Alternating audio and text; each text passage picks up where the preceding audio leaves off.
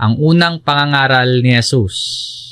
Pag-aralan po natin ito. Ang mga pangunahing talata natin pong tatalakayin ay Marcos chapter 1, verse 14 at verse 15. Sa eSword app, may heading po ito na Jesus begins His ministry.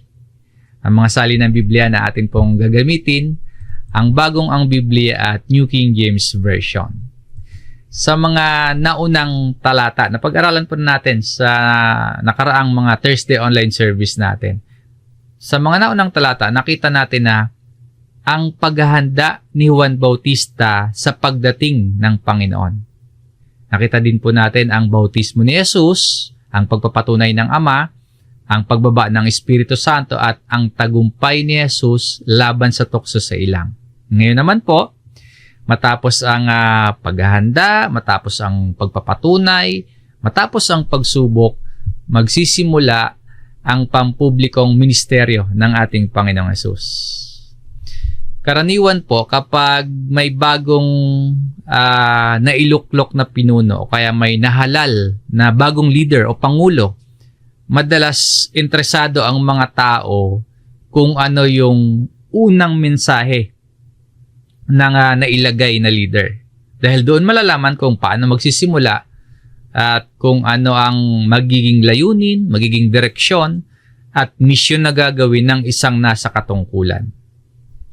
Sa ganyang kaisipan po, o kaya sa ganyang nakasanayan, magandang mabalik-balikan ang unang pangangaral ni Jesus bilang siya ay ating hari, bilang ating tagapagligtas at ating Panginoon. Alam na ng marami sa atin pero kailangan pa rin laging ipaalala dahil napakahalaga ng unang mensaheng ipinangaral ng anak ng Diyos. Hindi ito tungkol sa kayamanan, hindi tungkol sa pera, hindi tungkol sa popularidad o kasikatan, hindi rin tungkol sa tagumpay sa mundo o kaya mga pansamantalang kaginhawahan, kundi ang ipinangaral, ang unang mensaheng ipinahayag ng anak ng Diyos ay tungkol sa pagsisisi at pananampalataya sa Ebanghelyo. Mainam na lagi po itong naipapaalala sa atin dahil maraming mga tao ang gustong tanggapin si Jesus bilang tagapagligtas kaya lang ayaw nilang sundin bilang hari. Na marami ang gustong makarinig ng pagpapala, makarinig ng kagalingan, pero ayaw makarinig ng tungkol sa pagsisisi, ng tungkol sa pagtalikod sa mga kasalanan. At marami po ang gustong mapatawad, ang maalis sa kapahamakan, pero ayaw namang talikuran o kaya ni ayaw labanan at bitawan ang kasalanan. Sa pisikal o literal, para bang isang taong gustong maalis ang karamdaman, pero ayaw namang inumin ang gamot o kaya ayaw sundin ng tama yung proseso ng gamutan. Gusto ng bago, gusto ng magandang resulta, pero ayaw ng proseso ng pagbabago. Minsan po, ganun din ang tao spiritually. Gusto natin ang biyaya ng Diyos. Gusto natin ang kapayapaan na nagmumula sa Diyos at pagpapala na mula sa Diyos. Pero ayaw nating isuko ang mga bagay na humahadlang sa ating paglapit at sumisira sa relasyon natin sa Diyos. Meron pong mga tagapakinig ngayon. Ang mensaheng gusto lang nilang marinig, ang mensaheng gusto lang nilang mapakinggan ay yung bang komportable sa kanilang pakiramdam, mga mensaheng walang pagtutuwid, walang conviction, at walang panawagan ng pagbabago. Ngayon, kung si Jesus po ang hari, kung si Jesus ang tagapagligtas at Panginoon ng iyong buhay, malinaw ang kanyang mensahe. Repent and believe in the gospel. Hindi yan mungkahi. Hindi rin option lang kung gusto mo bang sundin or hindi. Ito po ay panawagan ng ating hari. Ang Ebanghelyo, hindi lamang impormasyon na dapat mong mapakinggan at malaman, kundi ang Ebanghelyo ay katotohanang dapat paniwalaan at panawagang dapat tinutugunan ng bawat nakarinig. Hindi sapat na marinig lamang natin ang tungkol kay Jesus o kaya humanga tayo sa kanyang mga ginawa, at lalong hindi rin tama na matapos nating mabalitaan ng tungkol kay Jesus, wala tayong gagawin o kaya baliwala lang sa atin. Kailangan po na siya ay ating tanggapin, sampalatayanan at sundin bilang Panginoon ng ating buhay. Sa bungad pa lamang po ng Ebanghelyo ni Marcos, malinaw nang ipinapakita na merong itinakdang panahon ang Diyos. Yun ang paglitaw ni Jesus. At ipinapakita din po na may panawagan ang Diyos sa mga tao. Yan ay sa pamamagitan ng pangangaral ni Jesus tungkol sa kaharian ng Diyos. And ipinapakita din po sa bungad pa lang ng Gospel according to Mark na may tamang pagtugon na hinihingi ang Diyos sa bawat nakakarinig ng Ebanghelyo. Sa pag-aaral natin ng bahagi ng banal na kasulatan at sa bawat sandali na may pagkakataon tayo, suriin po natin ang ating mga sarili kung meron ba tayong tunay na pagsisisi at meron ba tayong biblical na pananampalataya. Si Kristo ba ang talagang nasusunod at naghahari sa ating buhay? At tayo ba ay tumutugon sa mga na pag-aaralan nating ebanghelyo na naihahanay natin ang ating pamumuhay sa kung ano ang salita ng Diyos. At mula nga po sa Marcos chapter 1 verse 14 at 15, makikita natin ang pagsisimula ng pangangaral ng Panginoong Hesus at ang unang mensaheng nais niyang marinig ng mga tao. So pagbulay-bulayan po natin mga kapatid, ihanda natin ang ating mga puso dahil ang ebanghelyo ay hindi lang nagbibigay sa atin ng comfort, ng pag-asa, kundi binabago nito yung puso at direksyon ng buhay ng tao. At ang tunay na pananampalataya, hindi lang nakikinig kay Kristo, kundi tapat na sumusunod kay Kristo. Sa unang bahagi or sa unang punto ng ating pag-aaral, ang pagsisimula ng pangangaral ni Jesus. O ito yung pagpapahayag ng ebanghelyo ng Diyos. Ganito ang nakasulat sa verse 14. Pagkatapos madakip si Juan, pumunta si Jesus sa Galilea na ipinangangaral ang ebanghelyo ng Diyos. Ang talata pong ito, hudyat ng pagsisimula ng pampublikong ministeryo ni Jesus dito sa Galilea. Ito pa isang mahalagang turning point, isang mahalagang pagbabago sa daloy ng gawain at pagkilos ng Amang Diyos.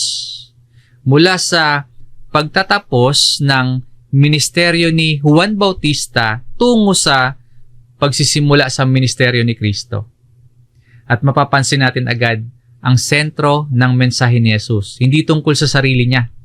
Ang sentro ng mensahe ni Kristo, hindi tungkol sa mga dakilang gawa o himala, hindi sa mga entertainment, kundi tungkol sa pangangaral ng ebanghelyo ng Diyos. Sa New King James Version, preaching the gospel of the kingdom of God. Yan ang sentro ng ministeryo at pangangaral, ng pagsimula ng pangangaral ni Kristo. Hatiin natin sa tatlong bahagi ang verse 14 para mas mahimay pa natin ang nakapaloob na mensahe dito. Una, pagkatapos madakip si Juan. Now, after John was put in prison. Ang unang detalye na binanggit ng may akda ng letter na ito, ng sulat na ito, ay yung tungkol sa pagkadakip kay Juan Bautista. Bakit mahalaga na mabanggit ang pangyayaring ito dito sa kwentong ito? Dahil ipinapakita po nito, kaya mahalaga na maibanggit ang detalye na yan, kasi ipinapakita nito na ang pagsunod sa Diyos, ang pagganap sa gawain ng Diyos, maaari pong may kasamang panganib, maaring may kasamang pag-uusig at paghihirap. Si Juan Bautista, yung Juan na tinutukoy dito, ay tapat na nangangaral tungkol sa pagsisisi at tungkol sa katotohanan. Pero, hindi naging madali ang kanyang naging buhay at ministeryo. Na dahil sa katapatan ni Juan sa katotohanan, siya ay ipinabilanggo. Ipinapakita po nito na ang katapatan sa Diyos at ang pagtupad sa gawain ng Diyos hindi laging komportable, kundi maaring magresulta sa pagsubok, maaring magresulta sa kahirapan at sa pag-uusig. Sa bad news na kalagayan ni Juan, nadakip siya, may good news po tayong makikita. Ano yung good news? Hindi natigil ang gawain ng Diyos kahit pa nadakip si Juan. Hindi napigilan ang plano ng Diyos. Maaring mapatigil ang isang lingkod, pero hindi mapipigilan ang pagsulong ng salita ng Diyos. Kapag natapos ang ministeryo ng isa, may itinataas ang Diyos para maipagpatuloy ang kanyang gawain, ang gawain ng Diyos. Sabi nga po ni Juan Bautista, ayon naman sa tala ni Apostol Juan sa John chapter 3, verse 30, siya'y, ang Panginoong Hesus ito, kailangang tumaas. Ngunit ako'y, ang tinutukoy dito ay si Juan Bautista, kailangang bumaba. Habang bumababa si Juan Bautista sa eksena, si Jesus naman, unti-unting nahahayag ang pagsisimula sa kanyang ministeryo. Ang gawain ng Diyos hindi nakadepende sa isang tao lamang. Maaring mapagod ang tao, maaring humina ang katawan, maaring mawala ng suporta, maaring malimitahan sa pagkilos, pero ang ebanghelyo ay magpapatuloy, susulong. At minsan pa nga ginagamit ng Diyos ang mga paghihirap at mahihirap na sitwasyon upang magsimula ang mas malaking gawain. Sa pagpapatuloy ng ating main verse, sa verse 14, pumunta si Jesus sa Galilea. Na Jesus came to Galilee. Sa panahong ito, ang Galilea, isang lugar na minamaliit yan ng marami. Halo-halo ang mga tao dyan, karaniwan mga ordinaryong mamamayan, mga mahihirap, at hindi mataas ang paningin ng relihiyosong lipunan. Ipinapakita nito na ang Panginoong Hesus lumapit sa mga ordinaryong tao. No? Pumunta si Jesus sa Galilea. Dito sa lugar na ito, nagsimulang mangaral ang Panginoong Hesus. Ano po ang kanyang ipinangaral? Na ipinangangaral ang ebanghelyo ng Diyos. Na preaching the gospel of the kingdom of God. Ito ang sentro ng talata at sentro ng ministeryo ni Kristo. Pagkatapos ng bautismo at pagkatapos ng pagtatagumpay sa tukso sa ilang, nagsimula si Jesus sa pangangaral ng ebanghelyo. So, ang taglay-taglay na mensahe na inihahatid ni Kristo, hindi entertainment, hindi pagpapasikat, hindi pagpapakita ng talento o kanyang kakayahan, hindi display ng human wisdom, hindi rin ito motivational speaking, hindi para hangaan siya ng mga tao, kundi ang ipinapangaral ay ang ebanghelyo ng Diyos. Ano nga ulit ba yung ibig sabihin ng ebanghelyo o gospel? Sa lengguwahe natin, ang gospel, ang ebanghelyo ay mabuting balita o magandang balita. Nang ibig sabihin, pagkilos ng Diyos ayon sa kanyang ipinangako. Kaya good news na ang Diyos ay gumawa ng paraan upang iligtas ang mga makasalanang tao sa pamamagitan ni Hesukristo. Yan yung magandang balita, na si Jesus ay dumating upang hanapin at iligtas ang mga naliligaw, ang mga makasalanan. Na si Jesus ay mamamatay para sa ating mga kasalanan, ililibing siya at muling mabubuhay upang ang mga sasampalataya ay magtatamo ng kapatawaran at magkakaroon ng buhay na walang hanggan. Na sa pamamagitan ni Jesus, may pakikipagkasundo sa Diyos at may bagong buhay, may bagong identity ang mga sumasampalataya. Yan po yung gospel. At yan ang sentro ng mensahe ni Jesus. Hindi tungkol sa self-improvement lamang ang kanyang ipinapangaral. Hindi motivational speech at hindi prosperity message ang kanyang ipinapangaral, kundi panawagan ng Diyos upang ang tao ay magsisi at sumampalataya kay Kristo. At pansinin po natin, ang ipinapangaral ni Jesus, sabi dito, Ebanghelyo ng Diyos. Ibig sabihin, hindi ito gawa-gawang mensahe mula sa tao. Hindi opinion, hindi tradisyon lamang, hindi filosofiya na nagmumula sa tao lamang, kundi mensaheng nagmumula mismo sa Diyos. Ebanghelyo ng Diyos. Nagpapakita na ang pinagmulan ng mensahe ang Ama mismo. At si Jesus ang nagdadala ng mensahe. Kaya ito rin po dapat yung maging sentro ng ating tahanan, Ebanghelyo ng Diyos. Yan yung maging sentro ng ating church, ng ating ministry, at ng ating pang-araw-araw na pamumuhay. Ang sentro hindi tao, hindi galing sa tao, kundi si Kristo, tungkol kay Kristo. Mga kapatid, maraming mensahe ang maririnig natin sa paligid natin. Maraming mensahe ang maririnig natin sa mundo. Mga mensaheng nagbibigay aliw, nagbibigay kaginhawahan pansamantala. Mensaheng tungkol sa mga tagumpay at mensaheng nakatuon sa sarili at sa mga pansamantalang mga bagay lamang. Maraming mga mensahe. Pero ang tanging mensaheng makapagliligtas ng ating mga kaluluwa ay ang Ebanghelyo ng Diyos na hatid at ipinapangaral ni Kristo. Hindi po walang dahilan na ito agad ang unang mensaheng ipinapangaral ni Jesus o ipinangangaral ni Jesus. Hindi aksidente lang dahil ito ang pinakamahalaga. Ito ang pinakakailangan ng tao, ang Ebanghelyo. Hindi pera, hindi material na mga bagay.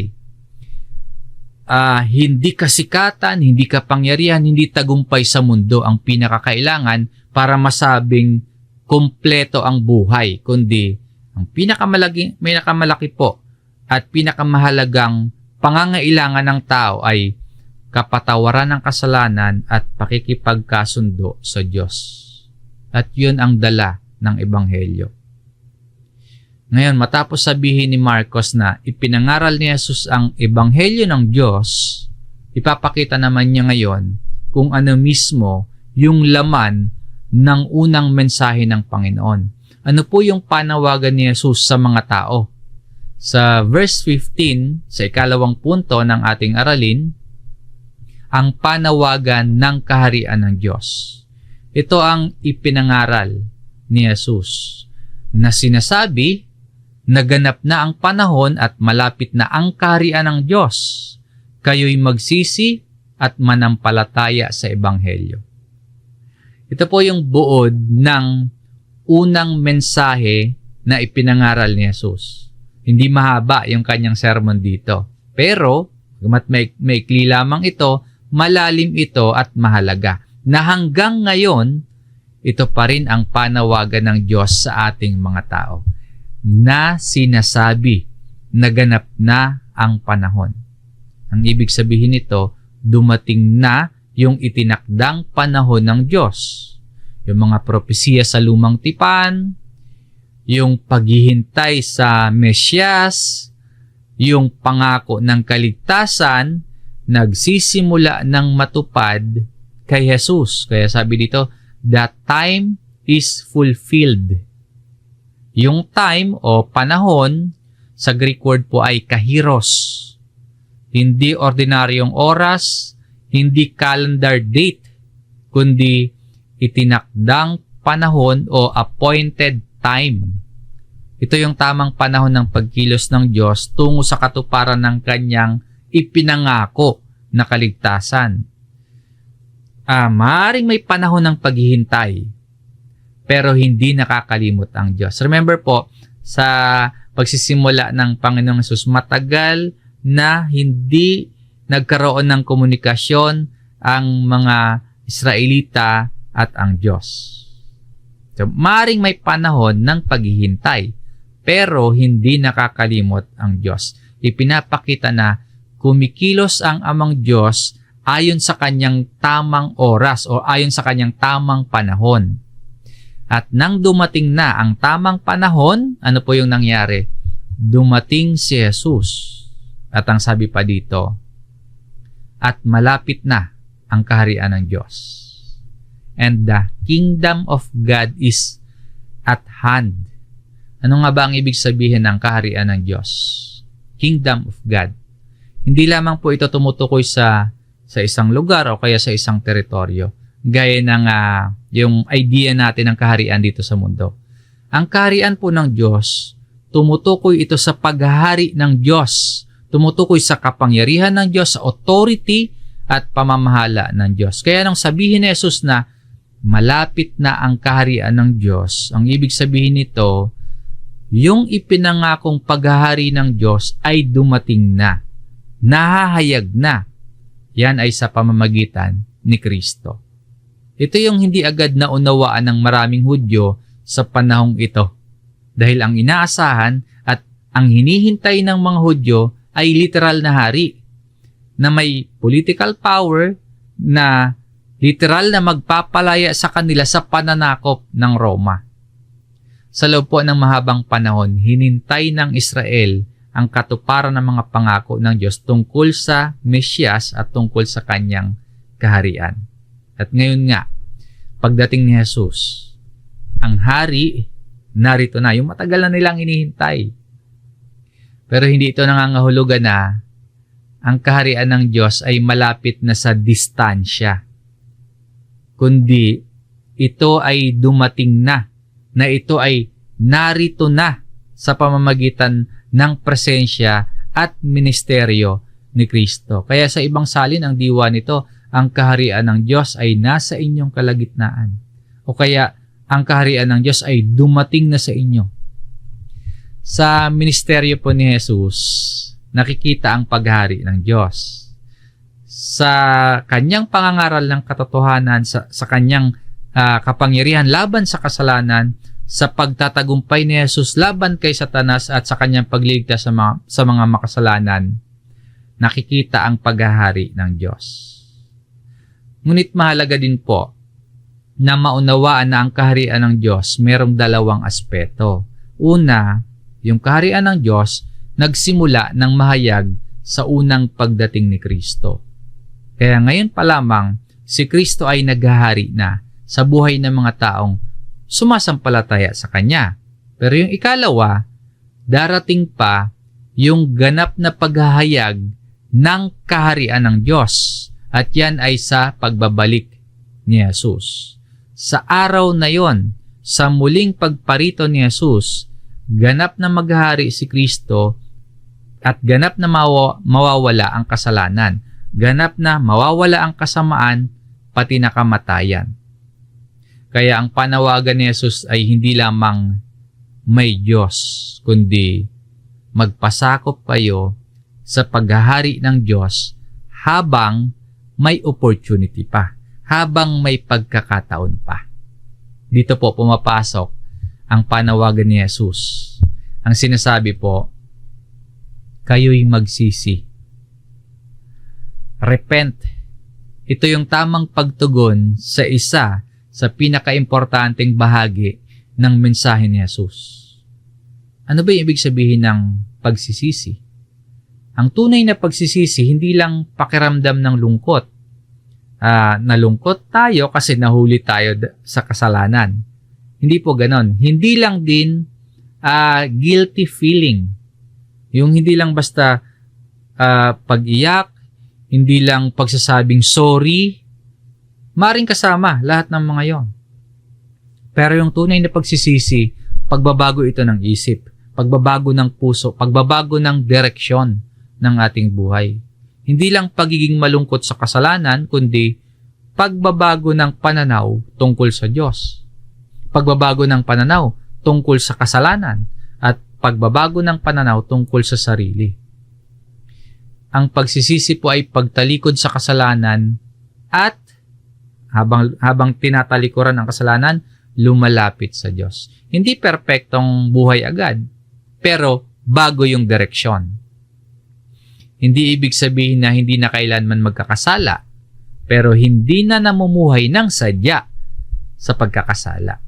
At ang tunay na pagsisisi, hindi lamang din po sinasabi or sa salita lamang, kundi nakikitaan talaga ng pagbabago.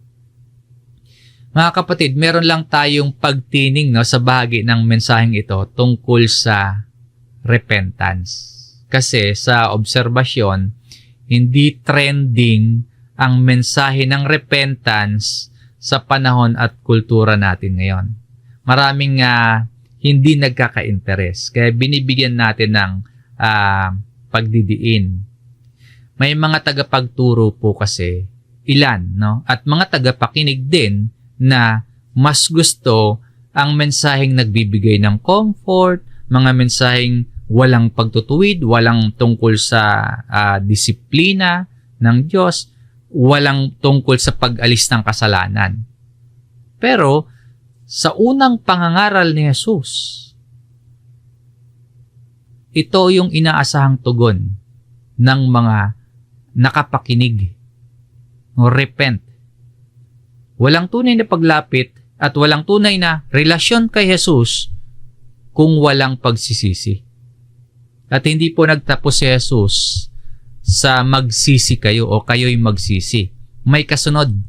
Sabi po dito, at manampalataya sa Ebanghelyo. Ang pagsisisi at ang pananampalataya magkasama. Ibig sabihin, hindi sapat ang pagsisisi lamang. Kailangan ding sumampalataya. Ano naman ibig sabihin ng manampalataya? Ang pananampalataya, hindi lamang paniniwala na may Diyos, kundi ang biblical faith po, pagtitiwala kay Kristo bilang si Kristo ang tagapagligtas at Panginoon. Pagtitiwala hindi sa sariling kabutihan, kundi sa ginawa ni Jesus at kay Jesus. Na si Kristo ay namatay para sa ating mga kasalanan, na si Kristo ay inilibing at muling nabuhay upang iligtas ang mga sumasampalataya sa Kanya. Ang pananampalataya po ay pagsuko ng sarili kay Kristo bilang Panginoon, bilang Hari, at tanging pag-asa ng kaligtasan. Pagsuko, pagtitiwala kay Kristo. So ito ang panawagan ng Ebanghelyo. Noon pa man, sa pagsisimula ng pangangaral ni Jesus, hanggang ngayon, ang panawagan ng Ebanghelyo ay magsisi, manampalataya, lumapit kay Kristo. Dahil ang Ebanghelyo, hindi lamang po magandang mensahe o simpleng impormasyon, kundi ito yung tanging mensaheng makapagliligtas, mensaheng nagdudulot ng kaligtasan. So, hindi lamang siya dapat pinapakinggan o ituring na simpleng impormasyon. At ito ang maasahan natin sa Diyos at sa Kanyang salita. Repent and believe in the gospel. Dahil ang sino mang tunay na magsisisi at sasampalataya, magkakaroon po ng kapatawaran ng kasalanan at magtatamo ng buhay na walang hanggan. Sa unang pangangaral pa lamang ng Panginoong Hesus, malinaw na agad ang kanyang panawagan. Ang mga tao dapat magsisi at sumampalataya sa Ebanghelyo. At hanggang ngayon, ito po yung parehong panawagan ng Diyos sa pamamagitan ng Biblia. Panawagan sa bawat isa sa atin. Ang tanong po, ano yung ating pagtugon sa pangangaral na ito ng ating Hari at Panginoon? Ano yung ating response? Sa pagtatapos ng ating pag-aaral ngayon, nakita natin ang unang pangangaral ng Panginoong Hesus At hanggang ngayon, ito pa rin po yung panawagan sa atin ng Diyos. Ang magsisi, ang sumampalataya, at ang sumunod kay Kristo. Mula sa ating main verse, dito sa verse 14 at 15 ng Marcos 1, ang mga pangunahing aral sa atin at ipinapaalala ay una, ang gawain ng Diyos ay hindi natitigil kahit pa may mga pagsubok. Yung pagkabilanggo ni Juan Bautista hindi naging hadlang para tumigil o mahinto ang ebanghelyo. Sa halip po, ang pagkabilanggo ni Juan Bautista naging hudyat ng pagsisimula ng ministeryo ni Jesus. Number 2, ang ebanghelyo ay mula sa Diyos, hindi sa tao. Ang ebanghelyo ang mensaheng nagliligtas. Hindi opinyon, hindi tradisyon, hindi filosofiya ng tao, kundi mensaheng mula sa Diyos. Ang ebanghelyo ay mula sa Diyos, hindi sa tao. Kasunod, ang kaharian ng Diyos ay dumating na sa pamamagitan ni Jesus. Hindi ito pisikal na kaharian, kundi spiritual na paghahari ng Diyos sa puso ng mga sumasampalataya kay Kristo.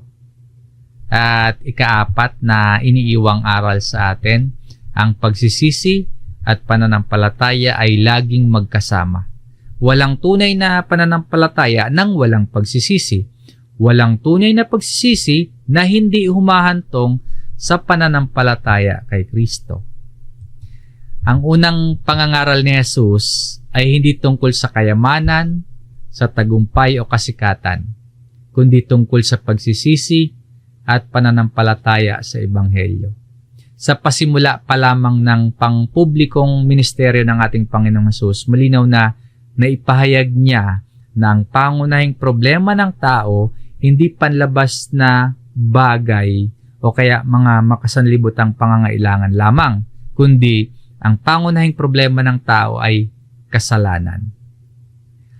Hindi kayang iligtas ng relihiyon o mabubuting gawa ang tao apart from Christ. Lalong hindi kayang iligtas ng kayamanan at tagumpay sa mundong ito, kundi sa pamamagitan lamang ng ebanghelyo ng Diyos.